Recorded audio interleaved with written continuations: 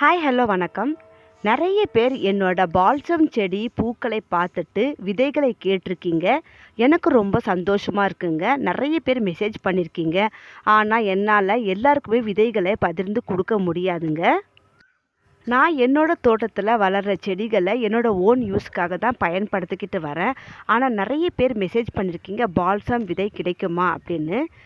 என்னால் இப்போ தர முடியாதுங்க. சாரி. கண்டிப்பாக அடுத்த முறை இன்னும் நிறைய செடிகளை உருவாக்கி நிறைய விதைகளை சேகரித்து உங்களுக்கு நான் கண்டிப்பாக கொடுக்குறேங்க. நான் இந்த விதைகளை பாபு ஆர்கானிக் கார்டன் அவர்கிட்ட தான் வாங்கியிருந்தேன்.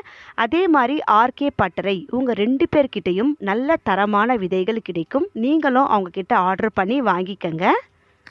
விதைகளை வாங்கி சும்மா விதைச்சி விட்டால் செடிகள் வராது. நல்ல மண்கலவையோடு தரமான விதைகளை விதைக்கும் போது நல்ல செழிப்பாக வளர்ந்து நிறைய பூக்களை இந்த மாதிரி கொடுக்குங்க.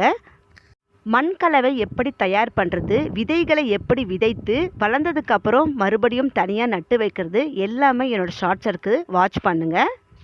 ஒரு பாட்டில் 2 செடி வச்சோம்னா நல்லா வளர்ந்து நிறைய பூக்களை தருங்க. இந்த வீடியோ பிடிச்சா லைக் பண்ணுங்கள், சேனலையும் சப்ஸ்கிரைப் பண்ணிக்கோங்க. தேங்க்யூ.